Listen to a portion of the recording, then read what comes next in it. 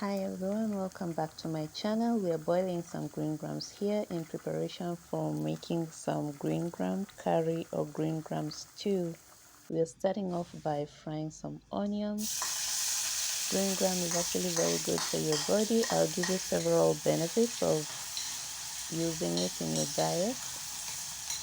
Maybe I could start off by mentioning that it's a very natural exfoliant, very good for your skin. It's rich in vitamins A and C. We're going to add some salt to our onions as we continue frying. The second very important reason that we should be eating it, a little ginger on the side, is that it actually delays the signs of aging. In case you ever looked at somebody and felt that they look a lot younger than they actually are, tomatoes over there, the green grams are responsible for that. Another reason, it's a very good detoxifier for your body because it's rich in fiber. That means it aids in your digestion and that gets rid of the waste in your body. We'll cover that to allow our tomatoes to cook.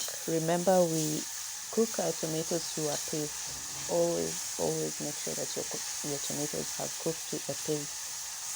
That is what thickens your stew, and it also brings out the richness of the tomatoes in your food. Otherwise, you're just going to have the pieces floating around your stew. Next, you're adding our carrots, finely cubed or finely diced, whichever way you prefer to say it. We're going to mix that up and cover it so that it can cook better. As I was saying, protein can also be found in your green grams. That is a very nice body builder. It is healthy. It does not come with the risks and effects of having red meat.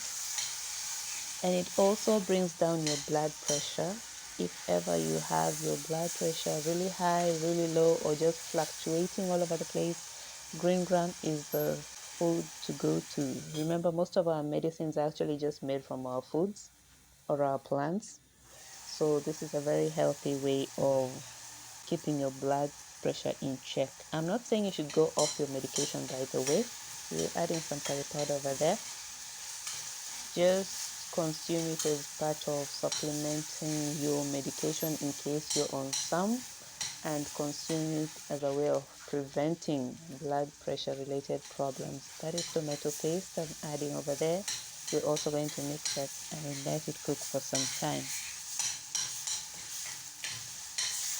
So all these are good reasons why you should be consuming your green grams. Remember, every time you eat something, ask yourself what it does for you, because ultimately there's nothing else you can do when you're not in the best state of health. So let's all be watchful and mindful of what we put inside our bodies.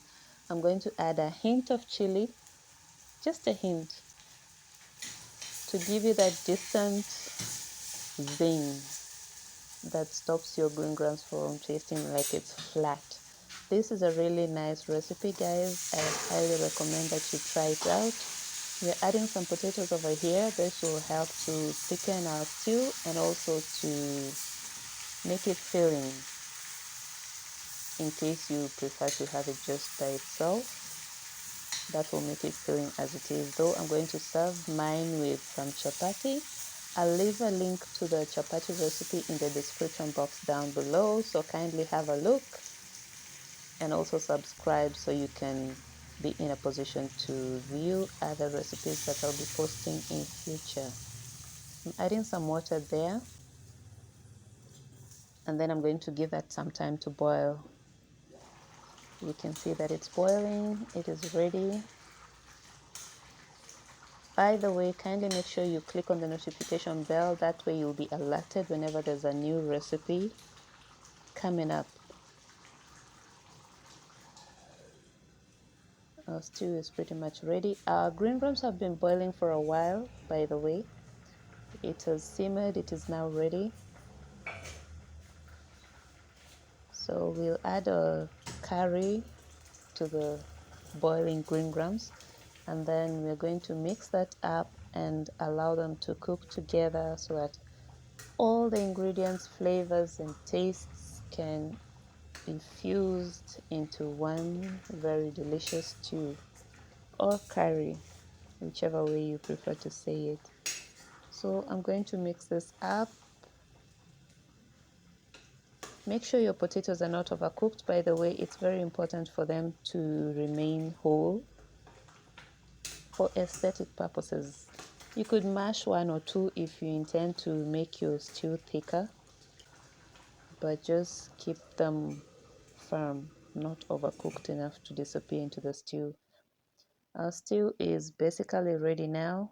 You can see it is boiling all over the place. Our potatoes are still firm. We used a generous amount of carrots, so we have it looking very good, very appealing to the eyes. This is officially ready to serve. Here is what it looks like.